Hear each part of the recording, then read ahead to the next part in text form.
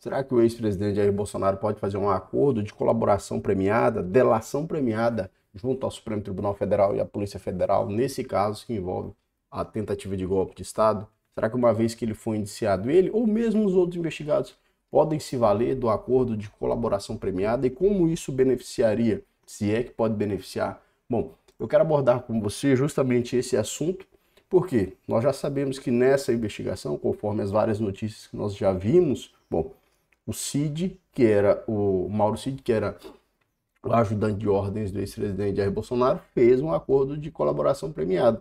Inclusive, foi suscitado que ele poderia até perder esse acordo de colaboração premiada, porém, o último depoimento que ele deu perante lá o ministro do Supremo Tribunal Federal, Alexandre de Moraes, houve a notícia de que foi mantida o acordo de colaboração premiada. Olha só, essa notícia é o dia 21 de novembro, né, alguns dias. Diz, olha, após 2 horas de depoimento, Moraes mantém acordo de delação premiada de Cid, Mauro Cid.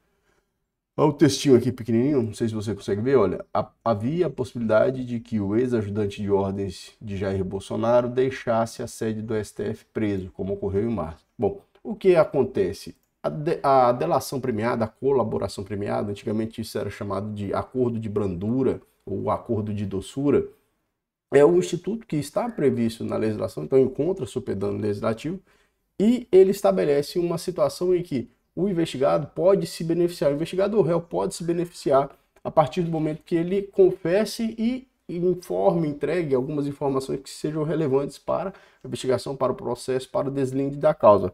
Sob o ponto de vista do julgador, tanto a confissão quanto a colaboração premiada é algo muito importante, porque reduz no juízo a dúvida. Então pense só, se você tem um crime, por exemplo, um crime de latrocínio, que é um crime bastante grave, muito grave, com toda certeza um dos mais graves, e no juízo há uma certa dúvida a respeito daquele fato, certo? Há algumas provas, só que assim, o convencimento do juiz e a tranquilidade da decisão condenatória, com certeza, estariam muito mais satisfeitos se houvesse a confissão daquele indivíduo. A legislação estabelece, então, que a confissão é algo que beneficia aquela pessoa que está sendo processada. Então, se aquela pessoa confessa perante o juízo, aquele que está sendo processado pela prática do crime confessa perante o juízo, bom, com toda certeza a legislação premia isso. Como a legislação premia a confissão? A confissão no Código Penal é uma atenuante. Então, é uma circunstância que atenua a pena da pessoa. E por que a confissão é tão importante? Ela é muito importante porque ela tranquiliza o juízo, tranquiliza a pessoa do julgador que vai julgar. Porque, meus caros, você já se colocou no lugar de um julgador, né? Como deve ser difícil o juiz, por exemplo, condenar uma pessoa, a tranquilidade de espírito, né? A tranquilidade de espírito sobre o julgador, a partir do momento que a pessoa confessa, é algo que é muito importante e a legislação considera trazendo alguns institutos que tratam da confissão. Eu quero abrir com vocês aqui a lei de organização criminosa. Bom, como a gente viu, entre os crimes que foram imputados ao ex-presidente Jair Bolsonaro, tem o crime de constituição de organização criminosa, que é esse crime que está no artigo 2º da lei aqui. O que é a organização criminosa? Olha que o parágrafo 1º dessa lei, que é a lei 12.850 de 2013, diz: considera-se organização criminosa a associação de 4 ou mais pessoas estruturalmente ordenada e caracterizada pela divisão de tarefas, ainda que informalmente, com o objetivo de obter direta ou indiretamente vantagem de qualquer natureza, mediante a prática de infrações penais cujas penas máximas sejam superiores a 4 anos ou que sejam de caráter transnacional. Bom, é isso que a legislação estabelece a respeito do que é a organização criminosa. Bom, o artigo 2º tipifica o crime, trazendo uma pena de 3 a 8 anos. Olha o que diz: promover, constituir ou financiar ou integrar pessoalmente ou por interposta pessoa organização criminosa. Então o artigo 2º estabelece aquilo que seria a infração penal. Mais adiante nós temos os meios de investigação, os meios de obtenção de prova.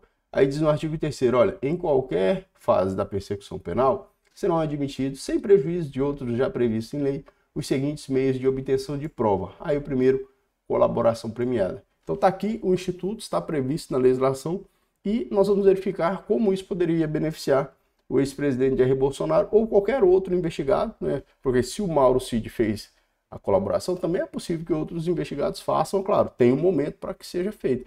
Tem que ser feito no momento que a colaboração ainda pode interessar as investigações. ou ao próprio processo penal. Vamos aqui adiante no artigo 3º-A. O artigo 3º-A estabelece o seguinte, veja só. O acordo de colaboração premiada é negócio jurídico processual e meio de obtenção de prova, que pressupõe utilidade e interesses públicos. Olha, o recebimento da proposta para a formalização do acordo de colaboração demarca o início das negociações e constitui também marco de confidencialidade, configurando violação de sigilo e quebra da confiança e da boa-fé a divulgação de tais tratativas iniciais ou de documento que as formalize até o levantamento por decisão judicial. Oi, filho. Bom dia. Dá beijo, papai. Olha aqui, meu neném. Dá um alô aqui pro pessoal. Fala oi, pessoal. Oi, pessoal. Aí, beijo, papai. Vamos prosseguir, meus caros. Desculpe a interrupção, tá? A proposta de acordo de colaboração premiada poderá sumariamente... me perdi aqui. A proposta de acordo de colaboração premiada poderá ser sumariamente indeferida com a devida justificativa, cientificando-se o interessado.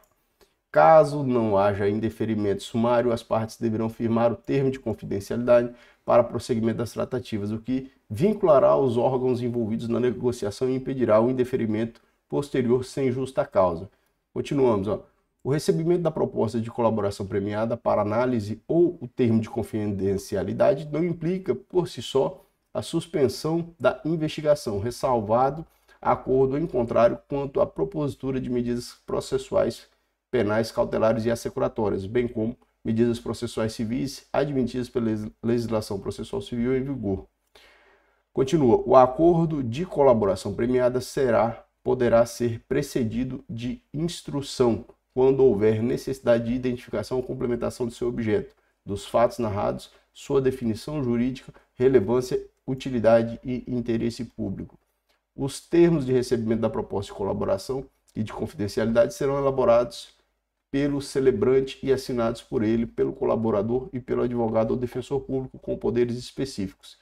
Nas hipóteses de não ser celebrado o acordo por iniciativa do celebrante, este não poderá se valer de nenhuma das informações ou provas apresentadas pelo colaborador, de boa-fé, para qualquer outra finalidade. Ao artigo 3º-C, vamos sinalizar logo, a proposta de colaboração premiada deve estar instruída com procuração do interessado, com poderes específicos para iniciar o procedimento de colaboração e suas tratativas, vírgula, ou firmado pessoalmente pela parte que pretende a colaboração e seu advogado ou defensor público. Parágrafo 1º. Nenhuma tratativa sobre colaboração premiada deve ser realizada sem a presença de advogado constituído ou defensor público. Em caso de eventual conflito de interesses ou de colaborador hipossuficiente, o celebrante deverá solicitar a presença de outro advogado ou a participação de defensor público. No acordo de colaboração premiada, o colaborador deve narrar todos os fatos ilícitos para os quais concorreu e que tenham relação direta com os investigados. Aqui está uma questão que é relevante, veja só. E aí, aqui importa nós evidenciarmos que, filhão, espera só um minutinho. No acordo de colaboração premiada, o colaborador deve narrar todos os fatos ilícitos para os quais concorreu. Isso aqui já importa na confissão, né? Claro, se ele narra todos os fatos para os quais ele tenha concorrido, aqui importa a confissão. O que acontece? Uma vez que haja um acordo de colaboração premiada, é claro, o indivíduo já não tem como mais se atribuir a pecha de inocente. Aí ele vai se considerar culpado. Evidentemente, ele passa a se considerar culpado. E o que acontece?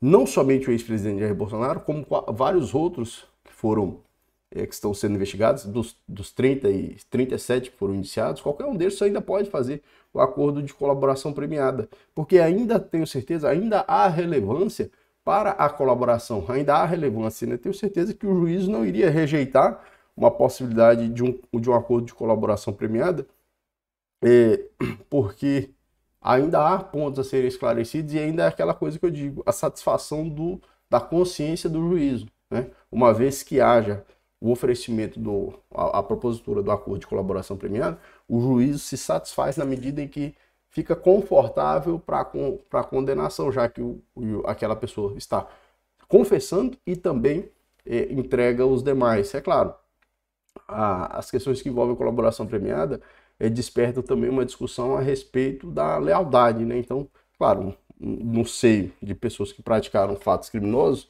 espera-se ali que entre eles haja lealdade. E a colaboração premiada é justamente o rompimento dessa lealdade, entre aspas, né, entre essas pessoas.